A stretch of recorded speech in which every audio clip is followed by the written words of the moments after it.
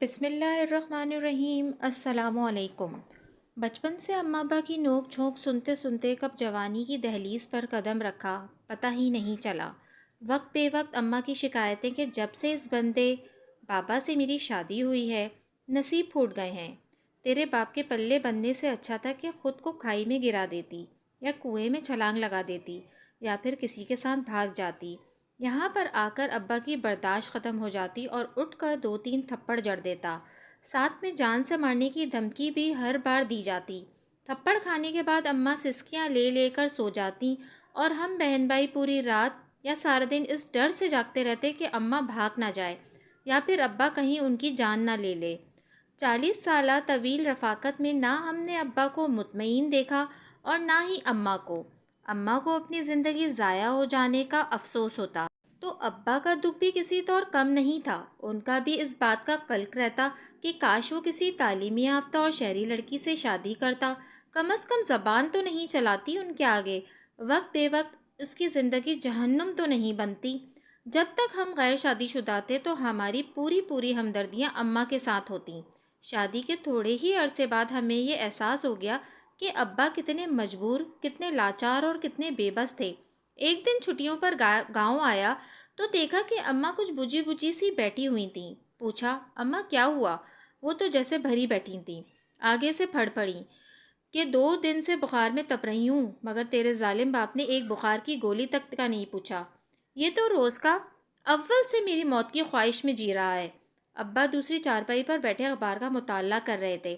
میں نے شکایتی نظروں سے انہیں دیکھا تو ابا نے منہ پھیرتے ہوئے جواب دیا کہ لے جاؤ اسے گاؤں کے واحد میٹرک پاس ڈاکٹر کے وہاں، جب تک وہ اسے ہاتھ نہ لگائے تب تک تیری ماں نے ٹھیک ہونے کا نام نہیں لینا۔ اب اماں کی جوابی گولہ باری میری برداشت سے باہر ہو گئی۔ اماں نے ابا کے خاندان کے وہ گڑے مردے قبروں سے نکالے کہ میں اپنی نظروں میں شرمندہ ہو گیا کہ میری بدقسمتی کے اتنے بغیرت خاندان میں آنکھ کھولی۔ ایک دن بیوی کے ساتھ مار کٹائی ہوئی تو بیوی نے شکایت کے لیے اماں کو فون لگایا۔ اماں نے آگے سے وہ بے نقط سنائی کہ الامان، کہنے لگیں کہ اپنے باپ کا خون ہے، دوسروں کی بیٹیوں کو مارے گا نہیں تو اور کیا کرے گا، اس بغیرت سے میں اور کوئی توقع کر بھی نہیں سکتی۔ بیوی تو یہ سب سن کر پرسکون ہو گئی، مگر میرا سکون برباد ہو گیا کہ ساری زندگی بیوی کے سامنے اب سر جھکائے سنتا رہوں گا۔ شام کو ابا کا فون آیا، ڈرتے ڈرتے اٹھایا کہ اب وہ کیا کہیں گے۔ سلام کے بعد ابا گویا ہوئے کہ مرد کے بچے ہو، بیوی دوست نہیں بن سکتی، لہٰذا دبا کے رکھو۔ اپنی ماں کا رویہ دیکھ کر میری حالت سے عبرت پکڑو۔ اب تک بھگت رہا ہوں، کاش جوانی ہوتی تو تیری ماں کو گونگا کر دیتا اور دوسری شادی کر لیتا۔ تم جوان ہو لہٰذا میری طرح افسوس کرنے سے بہتر ہے کہ دوسری لا کر بیوی کے سر پر بٹھا دو تاکہ اسے لگ پتہ جائے۔ اس لمحے مجھے اپنا اور ابا کا دکھ اور نصیب ایک جیسا محسوس ہوا۔ دونوں نے جانے کون سے گناہوں کی سزا بیویوں کی صورت میں پائی تھی، جو بیویاں کم اور 24 گھنٹے کا ٹارچر سیل زیادہ تھیں۔ گاؤں میں موجود بہن بھائیوں کی زندگی اور بھی اجیرن تھی۔ صبح و شام اماں ابا کی لڑائی ہوتی تو بچے ایک طرف ماں کو ابا کا ظلم سہنے پر حوصلہ دیتے رہتے تو کچھ دیر بعد دوسرے کمرے میں باپ کی ہمت بتا رہے ہوتے کہ غلطی ساری اماں کی ہے۔ مہینہ قبل اماں کا دانت گاؤں کے واحد ڈاکٹر کے ہاتھوں نکلوایا گیا۔ اماں کا شوگر 300 سے اوپر چلا گیا تھا، لہٰذا دانت کا انفیکشن مسوڑوں تک پھیل گیا تھا۔ گاؤں میں مشہور ہو گیا کہ اماں کو منہ کا کینسر ہوا ہے۔ یہ خبر مجھ پر بجلی بن کر گری، سو راتوں رات گاڑی بھگا کر شہر گیا اور شہر کے جانے مانے ڈاکٹر سے ملا، مشورہ کیا۔ اگلے دن اماں کی سرجری تھی۔ اماں تکلیف سے تڑپ رہی تھیں۔ سرجری کے لیے اماں کو جب اسٹریچر پر ڈال کر اندر لے جایا جا رہا تھا تو ہسپتال کے برآمدے میں لگی بینچ پر میں نے ابا کی سسکیاں سنی۔ دیکھا تو ابا رو رہے تھے۔ میں آگے بڑھا اور ان کو اپنی آغوش میں لے لیا۔ ابا میرے گلے لگ کر بچوں کی طرح پھوٹ پھوٹ کر رو دیے اور میں خود بھی اپنے آنسو ضبط کرتا ہوا ان کو تسلیاں دیتا رہا۔